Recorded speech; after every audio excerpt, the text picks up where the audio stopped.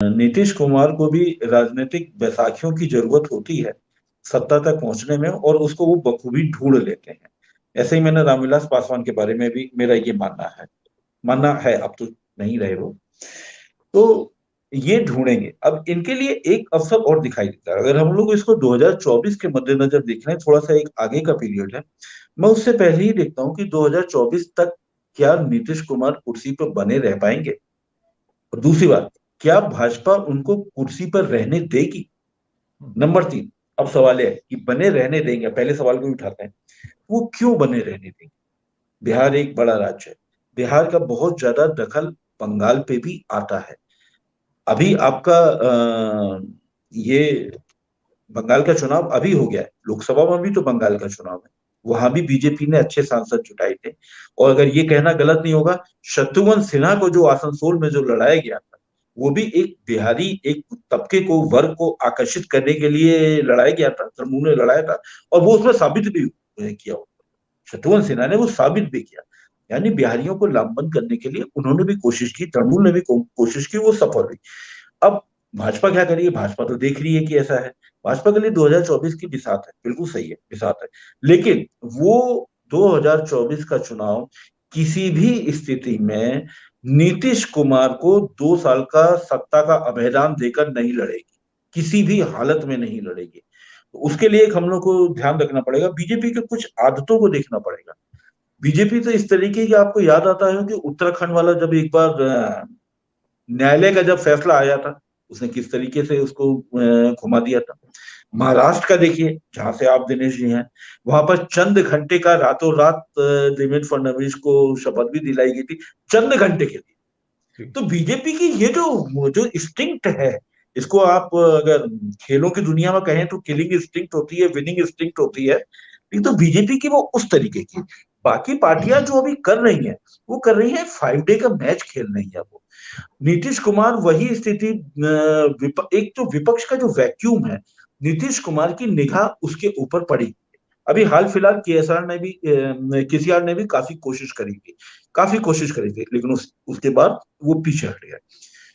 हमारे शरद पवार जी ने भी काफी कोशिश करी, लेकिन शरद पवार जी के पीछे हटना नहीं हटना, वो पता ही नहीं चलता कि वो उनकी रणनीति कहाँ जा रही है, उनकी राजनीति की दिशा क्या है। वो जब लक्ष्य मिल जाता है तभी पता चलता है कि दिशा क्या है उनकी। तो कोशिश करें। अब तीसरा ये कि विपक्ष का नेता कौन होगा। पीके के आने से ऐसे लोगों को लगा था कि कांग्रेस में शायद, शायद पक्का नहीं कर रहा, कांग्रेस में शायद संजीवनी बूटी उसको मिल जाए, लेकिन नहीं मिली। अब विपक्ष की राजनीति मिल रहा है।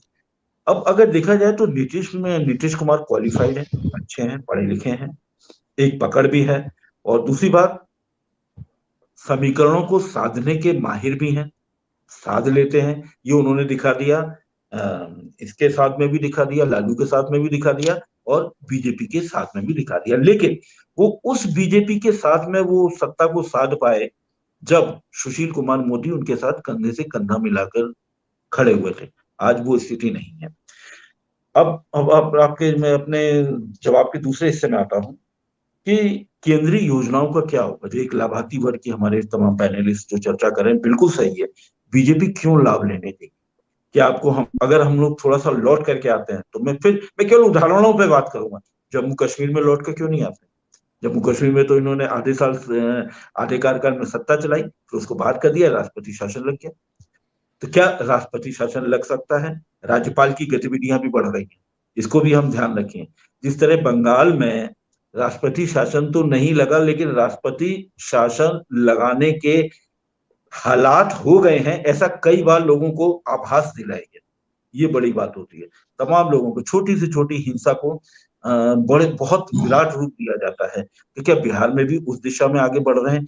एक चीज का जरूर ध्यान रखना होगा, नीतीश कुमार जी को सत्ता जरूर आ पाई है इस बार, कुछ सीटें जरूर आ पाई है, लेकिन जो मेजे अपने जो रिपोर्टर साथियों से वो सब जो बातचीत हुई है, उसमें एक चीज बहुत साफ थी कि तेजस्वी चुनाव बहुत अच्छा लड़े। तेजस्वी ने बहुत अच्छा काम किया, रणनीति बनाई, अपने चुनाव को एक मुद्दे पर फोकस रखा, युवा और बेरोजगारी। लेकिन उनके पास अपने पिता जैसी खूबी नहीं है कि दुश्मनों को भी साथ ले। अगर लालू जी की जमानत हो जाती तो कोई वजह नहीं थी कि वहां पे वो सत्ता में ये वापसी कर पाते, चाहे जितने भी चतुर क्यों नहीं हो। लेकिन अब आप कहते हैं ना कि लालू यादव के ऊपर छापा क्यों डाला गया। लालू यादव को बाहर छोड़ ही नहीं सकती है केंद्रीय नेतृत्व। अगर वो छोड़ देगी तो लालू के पास करिश्मा तो है, वो अपने विरोधियों को भी अपने साथ कर लेते हैं, अपनी पार्टी में भी और दूसरे को भी। तो इसलिए अब जहां तक बीजेपी में लौट के आते हैं, बीजेपी को तो हटाना है, हर हालत में हटाना है। उसके लिए एक माध्यम ये होता है, संख्या बल के हिसाब से पार्टी में दो फाड़ किया जाए। कर पाती है नहीं कर पाती ये आगे की बात है, बड़ा मुश्किल काम है आज के दौर में इतने लोगों को एक साथ निकलना। अब दूसरा रास्ता क्या है, बैकडोर। बैकडोर क्या है, राष्ट्रीय शासन वो कैसे लगेगा, जब राज्य में अराजकता की स्थिति पैदा हो। अराजकता की स्थिति पैदा हो या ना हो, कुछ घटनाओं को विराट रूप दे दिया जाए, इससे इनकार नहीं किया जा सकता, जैसे बंगाल में भी हुआ है, बहुत विराट रूप दे दिया गया। लेकिन ममता बनर्जी ने वापसी सत्ता में इस जबरदस्त तरीके से की गई कि विराट रूप देने के बाद भी उन्होंने माहौल बनाया, लेकिन फाइनल स्ट्राइक नहीं कर पाए। लेकिन माहौल बनाने में उन्होंने कसर नहीं छोड़ी थी। जब ममता जी का जब पिछला कार्यकाल था, तब भी आप याद करिए, वो राजीव कुमार पुलिस अफसर के लिए उन्होंने सीआरपीएफ वहां पर लगा दी थी। तो इसलिए बीजेपी के लिए नैतिक मानदंडों की अपेक्षा मत करिए। कागजों में समीकरणों में 1+1 2 होता है, लेकिन बीजेपी के लिए नहीं होता। सत्ता से बेदखल करना बहुत जरूरी है। लाभार्थी वाली जो स्कीम है, इनको निश्चित तौर पर फायदा दी है। और जैसा कि अभी लारी साहब भी कह रहे थे, मैं उनको कुछ थोड़ी सी और जानकारी दे दूं। यूपी में तो बहुत सारा है, उत्तराखंड में करीब 12,718 राशन कार्ड वो निरस्त कर दिए गए। ये ताजा खबर है कल की। तो जी। ये सभी जगह वो निरस्त किए जा रहे हैं, क्योंकि उनको मतलब नहीं, जहां चुनाव हो गया उनको उससे मतलब क्या, उसके अगले की तैयारी है। यहाँ मैं अनाज एक भी चीज तो और नहीं है, कहूँ, अब अनाज भी तो खत्म हो गया है। अनाज अनाज की भी दिक्कत है, गेहूं की भी दिक्कत है, ये बात वो भी है सही ही है। नहीं ना, तो अरे निरस्त तो आप करेंगे ना अल्टीमेटली। उत्तर भारत के लोगों को, उत्तराखंड और यूपी के लोगों को आप रोटी खिला करके कैसे, मतलब चावल खिलाकर कैसे काम चला लेंगे। वो तो वैसे ही मतलब कभी कभी चावल खाते हैं, तो रूटीन का खाना नहीं है उनका। वो रूटीन का खाना उड़ीसा में उधर है, आंध्रा में, यहाँ नहीं है चावल। और लेकिन अब बिल्कुल वो भी बिल्कुल। नहीं देना चाहते। अब वो देंगे कहाँ, वहां देंगे गुजरात में, है जहां ही नहीं चुनाव ना, होने वाले गेहूं तो है ही नहीं, देंगे कहाँ से, फिलहाल तो देंगे। हालात तो ऐसे होंगे। बिल्कुल बिल्कुल। तो लेकिन इनकी अब पार्टी को आप भरोसा नहीं कर सकते। मुझे नहीं नीतीश कुमार का भविष्य दिख रहा है। नीतीश कुमार अपना वजूद बनाए रखने के लिए ये बार बार ये जा रहे हैं कि मैं उधर तेजस्वी के पाले में प्रवेश कर जाऊंगा, उनके साथ में हो जाऊंगा, मैं 2015 वाला पुराना 7 साल पुराना गठबंधन बनाने की स्थिति में ला रहा हूं। ये जरूर एक अपना ऑप्शन खोल रहे हैं। अब सवाल है कि उस ऑप्शन में क्या लालू यादव दोबारा फंसेंगे। ये जो विकल्प बात ये ढूंढ बात रहे हैं, वही है ना, तलाश रहे हैं, ये बड़ा जंग मुश्किल और लगता है।